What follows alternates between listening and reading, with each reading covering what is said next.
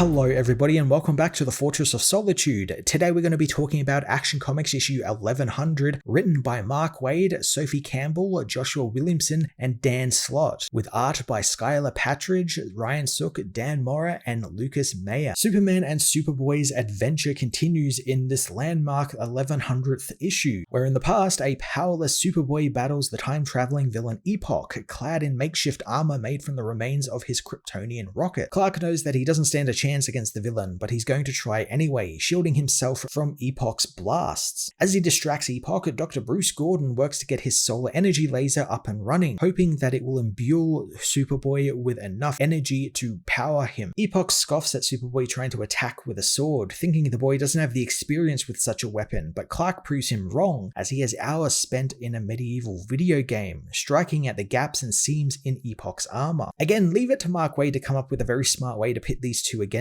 each other when one of the heroes is depowered. It's a really smart way to do it. It builds off some of the stuff we saw earlier with Clark, without the powers, spending a lot of time playing video games, stuff he never got to do before. Clark having the time to play them and be a normal kid is coming handy in a fight, and I quite like that. I also really love the idea of his rocket being used as armor. The thing that protected him as a baby to come to Earth is still protecting him now when he's older, just in a different way. Some nice symbolism there. Clark knows that Epoch underestimates him immediately just because he's a kid, so he's going to work that into his advantage. Dr. Gordon finishes with his laser, calling for Superboy to come over, but Epoch blasts the power cables apart, taking the device offline. Clark is distracted by Gordon being put in danger, something Epoch takes advantage of and smashes his shield from his hands, telling the hero that he has a great deal to learn about fighting. Clark tries to tell the villain that if he kills him, then Epoch's own history will change, but Epoch reveals that won't happen to him thanks to his armor's paradox engine, which protects him from the changing timeline. The villain beats Superboy down, ripping his armor off of him as Clark thinks about his parents and the people he loves, and how they might not ever know what happened to him. Clark doesn't believe that he could ever be Superman. He's just a frightened kid. He begs Epoch to give him a chance to say goodbye before he is killed, something Epoch relishes thanks to all of the problems Superboy causes him as an adult. As Epoch basks in his victory, Clark grabs the nearby broken power cables, his metal gauntlet connecting both ends of the cable together to power Dr. Gordon's laser. The laser blasts Superboy right down to his bones, and when this light and smoke clears, Epoch only finds a pile of ash, believing the hero's final gambit didn't pay off. I love when Clark is able to feign defeat to a villain, only to lure him into a false sense of security. He's done it a couple of times. Obviously, the famous one being in What Is So Funny About Truth, Justice in the American Way, when he did the same thing to Manchester Black. It's always really fun, and I really like the whole idea of him using the metal gauntlet to bridge the power cable. That's a really smart idea. Again, it's just Slott being a mega nerd and doing all these things that, no other writer would even really think about or want to try and do, and he just does them in this book like they're nothing. Epoch soon learns Superboy didn't die. In fact, he got his powers back, and thanks to that, the heroes from the future return as well, as the timeline is beginning to fix itself. The heroes waste no time taking the fight to Epoch as Booster helps Dr. Gordon, telling him to get out of the lab. He thanks the doctor for all his help as Superboy easily rips apart Epoch's armor thanks to it no longer having any Kryptonian enhancements inside of it. Clark remembers all of the pain and hurt the villain put him through, his parents, and even Smallville, putting that feeling into a single punch that takes Epoch's suit completely offline. The heroes dogpile him, ripping the entire suit off of the man along with the paradox engine, which thanks to being removed means Epoch is now at the mercy of the timeline. The villain pleads for them to help him as he is sucked back into the timeline, never to return to the past. Epoch was a rather lackluster villain. He did the job which Waid needed him to do story-wise, teach this story about Clark without powers and how his future is, very important, all this sort of stuff. He was suitable for a story like that, but I just couldn't get into him. I just felt like we needed more time with him, and I guess we got enough here just to, get through. Again, it's something that Waid used the character for. He was a tool in this story to get Clark into this certain situation. So for that, it's a fine villain. It's definitely something I would like to see more of. I definitely want to see more of Epoch as a villain, something, to flesh out. But even if we don't get to see him again, whatever. It is what it is. It's really the only lackluster part of the book, I think. Booster is glad to have finally finished that, since now it's their turn to return to the timeline. Later at the Kent farm, the future heroes all tell the Kents about how Superman saved all of reality during the Omega tournament, then vanished. So they wish Superboy to come with them so they can search space-time for Superman. Manhunter doesn't like revealing all of this information, but it's the only plan they have, promising to bring Clark back home safe and sound. Ma and Pa hug their boy, telling him to be careful, and they can't wait to hear about his trip. Booster, meanwhile, has finished making the new time bubble, which is built from an old tractor and what was left of Epoch's armor, including the Paradox engine. He puts the final touches on it, securing his Legion flight ring to the front of the ship, something he tells Clark is a long story for another time. The heroes blast off into the timeline, and again, Manhunter voices his concerns about Clark seeing too much of his future. Booster waves off his concerns, since they are looking for one man in a chronal haystack, and failure is not an option from them. Booster is eager to show Clark some of his future, so he dives right into his timeline, showing Clark that soon he's going to get crypto. Booster has some big golden retriever energy going on here. I love how excited he is to show Superboy around the timeline and show him the hero he's going to be, the hero that would then eventually inspire Booster to become a hero. It feels extra rewarding as well, since Booster promised Superman that he would find him, and he's actually getting to do that. He's getting to feel like a big proper hero for a change, and he's just so happy about that. Clark is eager to see more, catching glimpses of Lex, something Booster knows they're still iffy on his history and what it is, which is interesting and makes me think that Wade is going to explore Lex's past even more, probably tie up some stuff he did in Smallville with stuff that Williamson did a little later on, where he showed up in Metropolis as a hero and met Graft and Farm, stuff we saw glimpses of early on in his Superman ongoing. Next up, Clark is shown some of his friends in the form of the Legion of Superheroes, and there's a really nice little detail here where the Legion we see are kind of out of focus. They're not in sync with the timeline, so we see like the modern version, and then just behind them the art by Ryan Sook shows like the old school versions, and then there's like another version, so they're very up in the air at the moment, which makes sense because the Legion up until DCKO were bad guys because Darkseid had corrupted them, and I guess this is them as like an anomaly in the timeline where their future or their origins has not been set yet. And it's most definitely something that Joshua Williamson is going to uncover in his upcoming Legion book. Mary tells Clark to focus on the mission, but Clark is having a hard time since he's all over the timeline in every corner, it seems. Booster knows this is the way they have to do it, taking Clark into the future where he finally becomes Superman. Clark notices he's got a new costume as well, complete with boots, and Booster reveals that Mark Kent will make him the costume from his alien baby blankets, something which we didn't really know up until now. We know he was getting the costumes from Ma when she was just like making them out of like shirts and stuff, which we see, which he's wearing right now in the comic, which is why he's got like the Converse shoes and everything. But it's really cool that he ends up getting the classic Superman costume made from his alien blankets. That's really cool, and I'll leave it to Mark Waid again to just pull that sort of stuff into this and just make sure everything in his origin is covered. Manhunter stops Booster from actively guiding Clark towards certain actions, and Booster relents, showing Clark more of his history, like the time he met Lois Lane and Jimmy Olsen, two very important Daily Planet journalists. Clark also discovers that he'll become a journalist at the Daily Planet himself and live not just in Metropolis, but his own fortress of solitude in the Arctic. Clark asks about Ma and Pa and Pete and Lana, and Booster tells him they're all very much alive and well and still in his family circle, but he also gets some new friends too, like Batman. Booster again tries to warn Superboy about an oncoming danger with Lex, but Manhunter tries to stop him again. Booster reminds Manhunter that being forewarned is a good thing, so he ends up telling Clark about Lex, along with a whole bunch of other villains, though he won't ever have to fight them alone, since his Kryptonian cousin Kara will soon arrive and become Supergirl. I really do like that this is Mark Waid getting to finally lay out a lot of Superman's origins on the table and kind of flatten it out into something easily digestible for new readers and even seasoned readers, since it can actually be hard to tell what's canon and what's not to Superman's origins, especially after a crisis, because a lot of writers come in and they want to add something back from like the Byrne era or like earlier, or something from the late 90s, and just comes to kind of like a jumbled mess. And I like that Waid seems to be like DC's go-to history guy now, since he wrote those history books. He's been doing the Superman origin here where he's covering literally everything, so it makes sense for him to sort of just flatten it out and just show you like, okay, this is all the stuff that happened, and maybe we can go back and tell those stories in more detail a little later on. Clark asks how the three heroes with him factor into this, so Booster happily shows him the Justice League and how how them and many other heroes are inspired directly by Superman. Manhunter has finally had enough, demanding that Booster stop. He grabs Clark, telling him to look at him and nothing else, as they go further into Clark's timeline, past his death at the hands of Doomsday, and right past knowledge of his son John. The time bubble suddenly hits something hard as Superboy notices the Paradox engine is going crazy, flashing off lights and letting off alarm bells. The heroes watch as someone reaches through the murky mist of the time stream in front of them, and without any hesitation, Clark leaves the ship, telling his friends that whomever it is, they need his help. This is just pure Superman. He sees someone in danger, and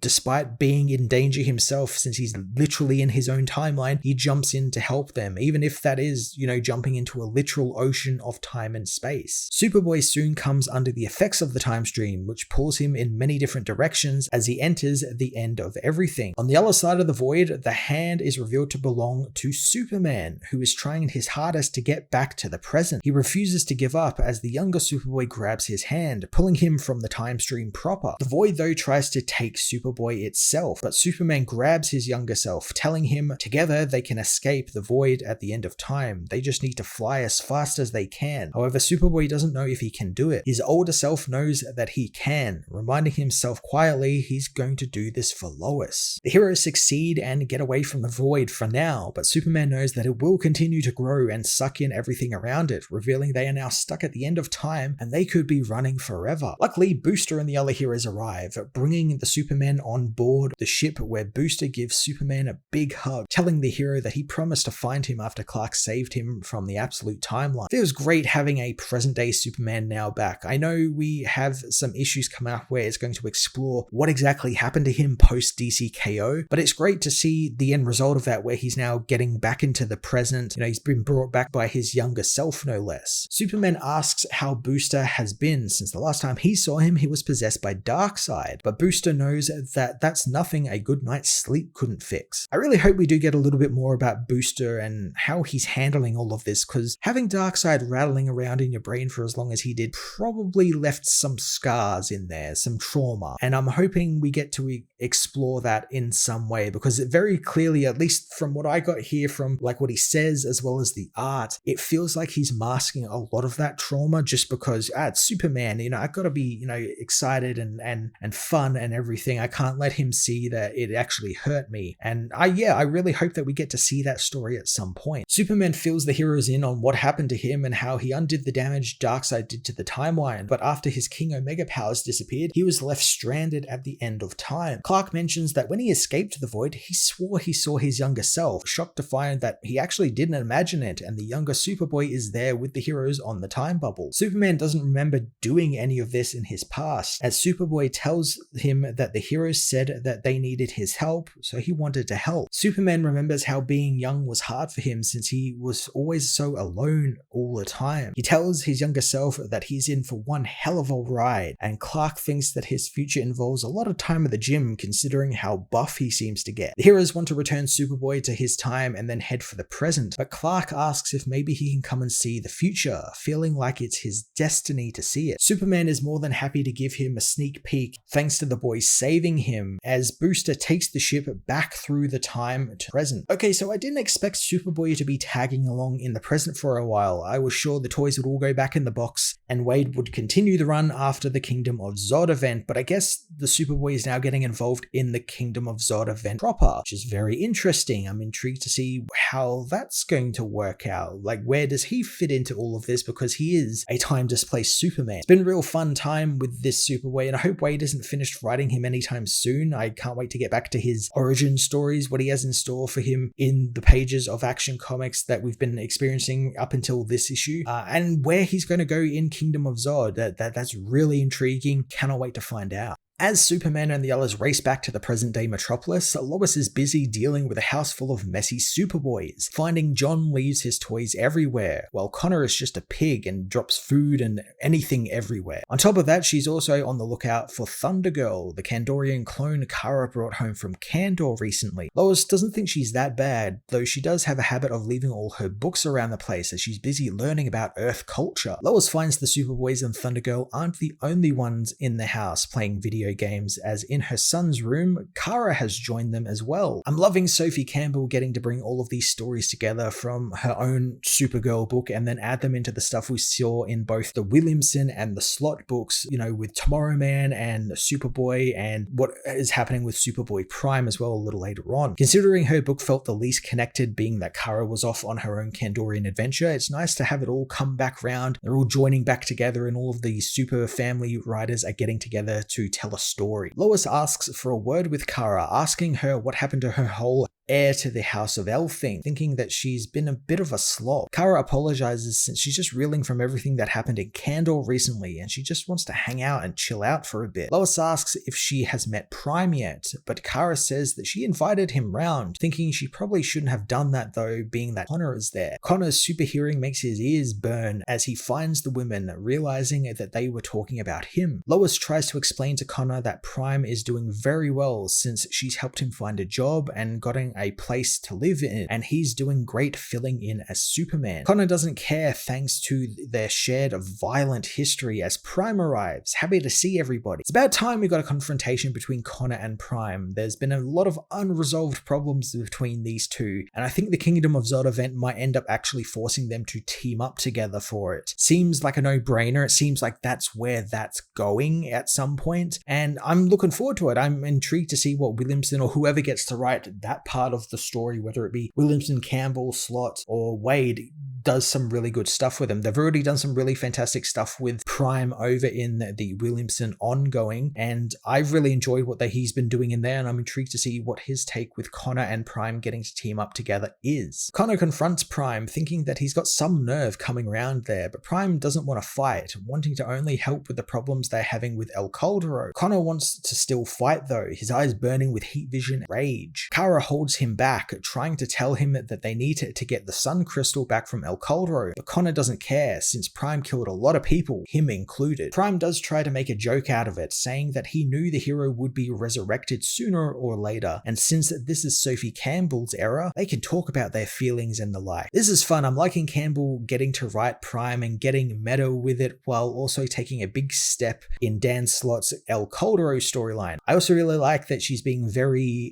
self-referential in terms of what certain groups of people have said about her Supergirl books. There's groups of people that I do not agree with. I've seen people very much complaining that the heroes talk too much and share their feelings, which is a good thing in superhero books. It's character development. I don't know why people always hate that sort of stuff, but it's been great in the Supergirl book. I've really enjoyed it, and I like that she gets to be a little bit self-referential here. Prime thinks that Campbell wrote Connor a little out of character, something which sets Connor off, and he lunges at Prime. Elsewhere, Krypto was on a Justice League mission with the hero Caldero, both who were trying to escape the now giant and very angry Streaky the Super Cat. Caldero tries to figure out why the cat is giant and trying to kill them, since they were just two dog bros hanging out doing dog stuff. Krypto drags Caldero away from the angry cat by his chains as she fires heat vision at them, letting the hero fire off a fireball which distracts Streaky, if only for a moment. This is a fun little team up, and great to see Caldero actually get some more use. He was one of Wade's new League members during Justice League Unlimited, and we haven't really gotten a lot about him, so to see another writer take that character and do something fun with him is great. I also really want to know more about this mission that they're on with Streaky and everything. That seems like a really fun little mission to send Krypto on, and I also like that Krypto gets to go on Justice League missions. That's really fun. That's something we never really see with a character. Before Caldero's and Krypto can come up with a plan, Krypto overhears Supergirl calling out for him and takes off, leaving the werewolf hero to deal with Streaky himself, something he doesn't seem too concerned by. Superboy meanwhile battles Superboy Prime around Lois's apartment as Supergirl calls on Krypto to help separate the two Superboys. Meanwhile, at the Kryptonian castle of El Caldero, President Castillo becomes frustrated when the Sun Crystal won't obey him. He tells the various programs to follow his orders, but the holograms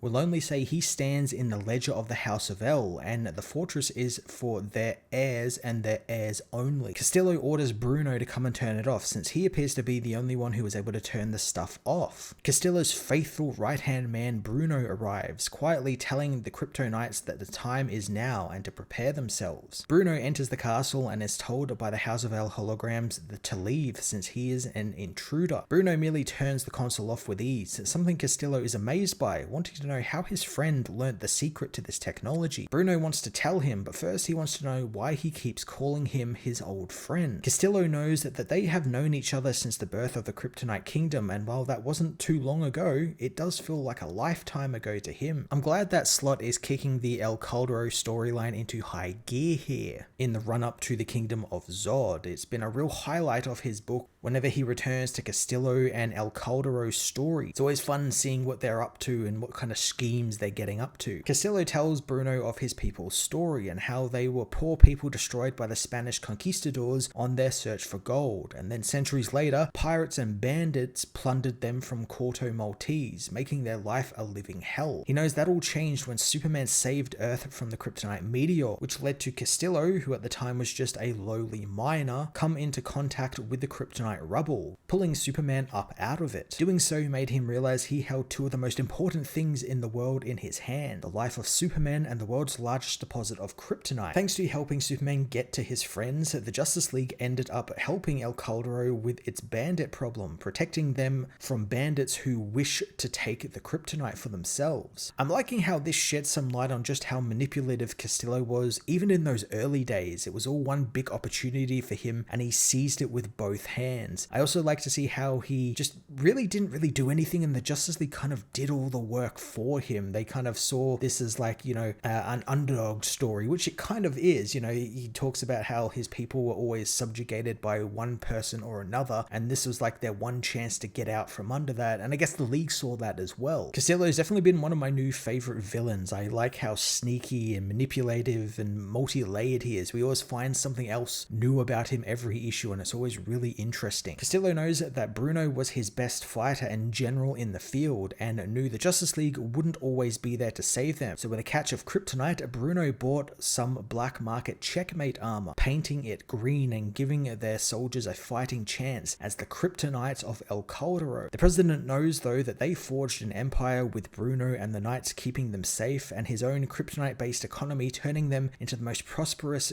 nation in the history of the world. Bruno thinks that the word history might be a bit too appropriate a word for this, revealing that through the crystals he discovered a spike in kryptonite radiation in Smallville, Kansas, a signature that came from El Calderon kryptonite, and now it is recognized as being hazardous to humans. Castillo thinks this can't be right, since their best scientists in the world confirmed that only green kryptonite is lethal to Kryptonians, and the radiation it gave off was harmless to humans. He wants to see the other shipments, finding the radiation spike is now all over the world. He wants to issue a warning to dispose of any and all kryptonite, but Bruno knows that if they do that, what will become of El Caldero? This is what I was saying when I like that Castillo is very multi-layered, since while he's absolutely a villain for what he has done and what we've seen him do, he's doing it all for his nation and people, wanting them to prosper and have a chance at change and to be people in the world, not, constantly being under attack by some other force. I do like he does see the error of his ways here and wants to try and rectify it. He realizes people getting sick from kryptonite is not a good thing. It's not a good thing, especially for his bottom line, so he wants to rectify that. He's not trying to cover it up or anything. It's a neat little bit of character development. Castillo tells Bruno that they will make do since they can sell the Kryptonian technology they have and find another way to prosper, since El Caldero has faced his fair share of hardships over the years, and this will be no different. He wants Bruno to ask himself, what would Superman do in this situation? But shockingly, Bruno answers by slashing Castillo with his star. The injured president calls for the Kryptonites to help, but they don't move, instead backing Bruno as he battles his supposed old friend. Bruno easily beats back Castillo, telling him that he isn't defending himself, he's defending his kingdom from a fool who was unfit to lead it. Castillo is enraged his old friend would try and usurp him, proclaiming that he is the face of El Caldero. Bruno doesn't think that he will be anymore, clamping a mask made of pure kryptonite over Castillo's head, despite the pleas from the president that the radiation will poison him. I did not expect it to go this way with Castillo. He's gone full Dr. Doom here with this green mask being clamped over his face. It's definitely very reminiscent of the man in the Iron Mask. I also like that the design, it does kind of look like Dr. Doom, but the design also very much is similar to that of the original Metallo, where what people probably saw in Secret Origins, the Jeff Johns book, where he is a guy in a green mask and he had like a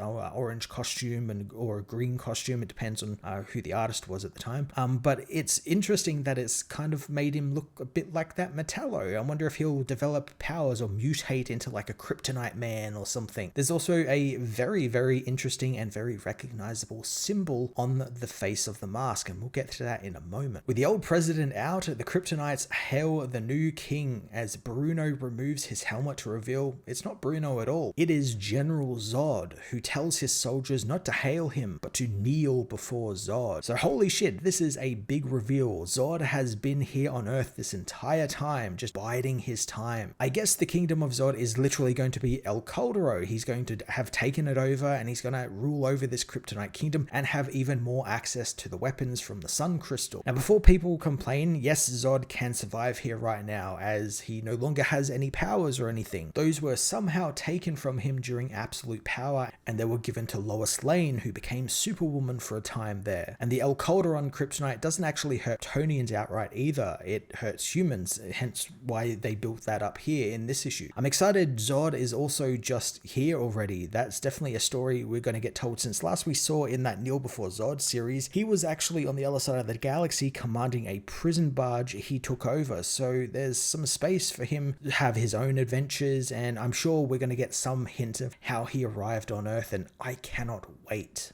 Action Comics 1100 was a fantastic culmination of the last year of Superman comics from Mark Waid, Joshua Williamson, Sophie Campbell, and Dan Slott, tying together a rich tapestry of stories from across the DCU as Superman makes his big return to the present. The big cliffhanger leading into the Kingdom of Zod got me so excited. I didn't expect to see that. I'm intrigued to see how Slott's going to round that out over in his series, Superman Unlimited. A very, very fun tease there for the big event, and cannot wait to see what all of these writers do leading into that event in the next couple of weeks. I'm going to give this issue a 10 out of 10.